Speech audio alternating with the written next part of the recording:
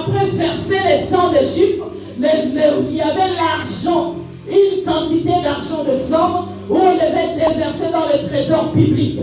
Alors dans cela, nous avons fait un travail de rachat. Le travail de rachat que nous avons fait, l'offrande que nous allons faire n'est pas à la dimension de racheter la vie d'une personne. C'est parce qu'il y a un combat. Bien aimé, la royauté, le pouvoir pour régner, il n'y a jamais eu deux rois. Il faut qu'une tête tombe pour que l'autre tête soit en paix de diriger. Voilà pourquoi, bien aimé, si aujourd'hui nos pouvoirs sur la terre ont des problèmes, c'est parce que les opposants vivent.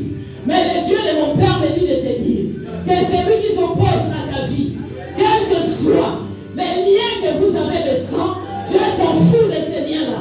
Mais si quelqu'un c'est là pour détruire ta destinée, le Dieu de ton Père le détruira au nom d'eux. Tu n'es pas né pour souffrir. Tu n'es pas né pour accompagner les autres. Que non, les autres aient doivent gagner, moi je dois les suivre derrière. Ou je dois seulement contempler l'évolution de tout le monde. Non, je sais que la victoire que Esther avait eue, ce n'était pas seulement pour elle-même, mais tous les Juifs ont profité. Bien-aimés, et dans cela, nous avons encore ajouté, nous avons dit, il faut faire attention à une personne qui t'a fait la guerre. Cette personne t'a combattu, ne t'a pas gagné, et tu lui vois revenir te demander pardon. Ce n'est pas un pardon. Il est revenu pour voir pourquoi il a échoué dans les combats qu'il avait envoyés vers toi. Nous avons tiré cela toujours dans le livre d'Esther. Lorsque Esther a dit au roi que c'est Haman qui nous combat, qui veut nous détruire. La Bible me dit, Haman s'élève et vient vite à côté du lit d'Esther pour le supplier d'épargner sa vie. Mais un pardon qui était mensongère, parce que s'il s'était réellement repenti, il devait commencer par dire, oh roi, je demande pardon, parce que j'ai un bois qui attend Mardoché pour qu'il soit pendu. Il voulait sauver sa vie, non par repentance, mais par peur de fuir et de venir accomplir son plan après. Mais Dieu envoie un ennemi qui vient et qui dit au roi, roi, cet homme, il a même levé un bois pour prendre Mardoché. Bien aimé, et le roi a compris que cet homme ne devait pas se repentir. Et Dieu a dit, le roi a dit, exécutez-les sur le bois qu'il avait préparé. Retour à la voyage. Alléluia. Les pièges qu'ils ont creusés pour ta vie, ils tomberont et nous avons dit une chose capitale, que la personne qui te combat peut mourir. Mais s'il y a une loi spirituelle, une loi qui avait été établie, aussi longtemps que cette loi n'est pas effacée, il y aura toujours des descendants de cette race qui continuera à te combattre. Si toi tu meurs, ça combattra tes enfants. Si les enfants meurent, ça combattra les enfants de tes enfants. Bien-aimés, voilà pourquoi nous avons donné un exemple simple, que dans nos familles, nous voyons, il y a des rancœurs, des arrière-grands-pères.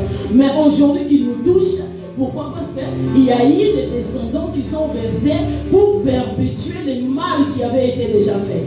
Nous avons dit dans la Bible, les dieux que moi et toi nous prêchons, c'est lui qui nous prépare pour le royaume des cieux. C'est un Dieu qui extermine.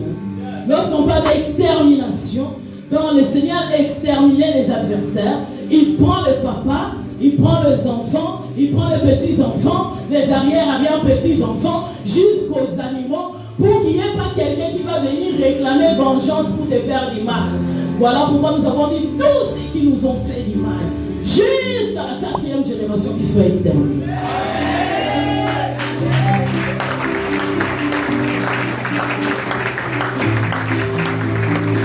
Si tu veux devenir grand dans la vie, tu veux devenir un chef. Bien-aimé, tu dois comprendre que dans cette vie, il y a des choses qu'on ne laisse pas passer. Tu n'as pas besoin de te présenter pour dire à la personne, je vais te tuer. Mais tu peux courir comme Esther, enfermé quelque part, les genoux à terre. Tu envoies l'ange de mort pour aller faire ton travail. Haman faisait le travail visible. Mais ce que les Mardoché faisaient, c'était un travail invisible. Nous avons dit un travail invisible, fait avec précision, détermination, décision, bien fait, bien scellé. Ce travail n'en est pas. Alléluia. Maintenant, nous allons nous lever pour écouter la parole pour finir ce matin. Maman, prends-nous la Bible. Esther chapitre 8, à partir du verset 10. Nous écoutons cette parole. Esther chapitre 8, verset 10. Et tu descends, je crois, jusqu'à 11. Je lis la parole de Dieu.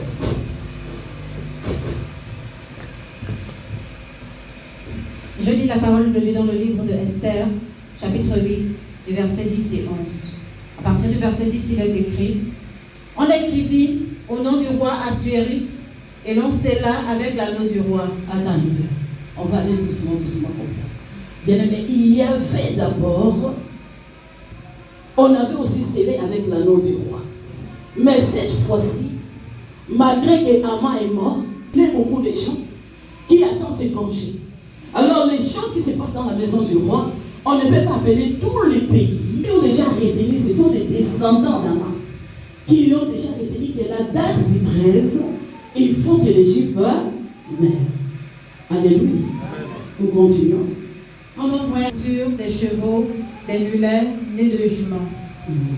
Par ces lettres, le roi donnait aux Juifs, en quelques villes qu'ils fussent, la permission de se rassembler et de défendre leur vie. Écoute, le même roi qui avait ordonné, le même roi a signé encore un autre décret. Il a écrit cette fois-ci: dites à tous les enfants de Prince de Beth de se rassembler. Alléluia. De se rassembler. La lettre que j'écris, je leur donne le pouvoir de défendre leur propre vie. Donc, ce qui veut dire, si tu ne défends pas ta vie, il n'y aura pas quelqu'un qui va te défendre. Je leur donne le pouvoir de défendre, premièrement, leur vie. Allons-y. De détruire, De tuer. et de faire périr. Et de faire périr. Tuer ne suffisait pas, il faut faire périr encore. Avec leurs petits-enfants. Et avec leurs petits-enfants. Et leurs femmes. Tous ceux de chaque peuple et de chaque province qui prendraient les armes pour les attaquer. Bien-aimé, ce n'est pas moi. Ce n'est pas toi. Tu n'avais pas créé les combats là. Veuillez vous asseoir d'abord. Bien-aimé, la date qui avait été prévue, attends un instant. Non, on a déjà presque fini. D'accord, vous pouvez vous asseoir. La date qui avait été prévue pour tuer les enfants d'Israël, les Juifs, la même date n'a pas changé, mais cette fois-ci les écrits ont changé. Au lieu que ce soit les enfants des Juifs qui vont mourir, qu'on va tuer, bien aimé, la Bible me dit la même date, même jour, au même instant, on avait écrit un décret contre les Juifs. Le décret a changé de forme. Au lieu que ce soit les Juifs qui vont mourir, mais le roi donne le pouvoir aux enfants, aux Juifs de prendre les armes. Il a dit: toute personne qui s'élèvera pour vous combattre, je vous donne le pouvoir de détruire, de tuer et de faire périr. Pas seulement eux, et leurs femmes, et leurs petits-enfants. Si on dit petits-enfants, et leurs enfants, et les enfants de leurs enfants, et les enfants de leurs enfants.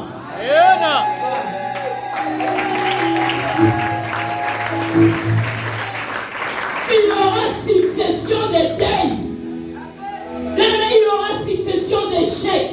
Il y aura succession de divorces. Il y aura succession de célibat. Bien-aimé, peut-être ta place est quelque part. Le Dieu de ton père va déloger quelqu'un pour que toi tu remplaces. Tout ça, ce sont seulement les choses de Dieu. Je croyais que quelqu'un comprenait.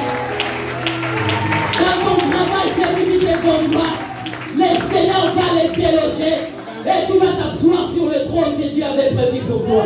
Bien-aimé, la célébration d'aujourd'hui, chaque enfant de Dieu, nous allons nous lever. Et nous allons entrer dans le camp de nos adversaires. Bien-aimé, tu sais, les gens étaient trop sûrs qu'aujourd'hui c'est nous qui allons tuer. Mais ils ont été surpris. Ils ne savent pas le décret là, à quel moment ça a changé. Lorsque ça a changé, c'est sûr qu'il est seulement entre les chiffres. Pour eux, ils avaient exposé avec fierté que nous allons anéantir les chiffres. Mais pour les chiffres, ça s'est passé en coulisses. Je t'annonce que le Dieu de ton Père va tuer quelqu'un en coulisses. Il n'y aura pas de signe que c'est toi qui as fait l'affaire. Mais le Dieu de ton Père enverra ses anges, son armée, ses archanges qui vont aller faire ton travail que toi tu devais faire.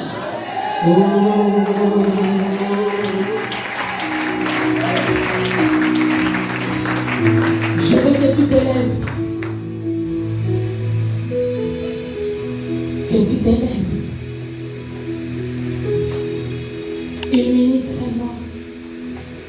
Avec tes yeux fermés, machine. Ouvre ta vie. Regarde les échelles.